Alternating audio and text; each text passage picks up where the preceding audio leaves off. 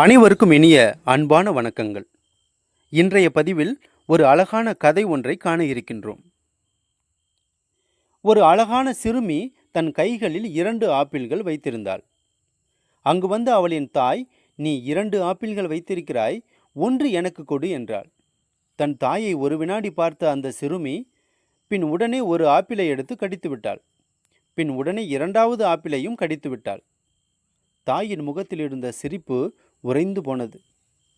தன் ஏமாற்றத்தை வெளிப்படுத்த முடியாமல் தவித்தாள். உடனே அந்த சிறுமி தாயிடம், "அம்மா, இந்த ஆப்பிள் தான் இனிப்பாக இருக்கிறது, நீங்கள் இதை எடுத்துக்கொள்ளுங்கள்" என்று சொன்னாள். நீங்கள் யாராக வேண்டுமானாலும் இருக்கலாம், உங்கள் அனுபவம் எவ்வளவாகவும் இருக்கலாம், அறிவு விஸ்தீரமானதாகவும் இருக்கலாம். ஆனால் ஒருவரை பற்றி கணிப்பதை சற்று தள்ளி போட்டு கணிக்கவும். மீண்டும் ஒரு பதிவில் உங்களை சந்திக்கிறேன். நன்றி, வணக்கம்.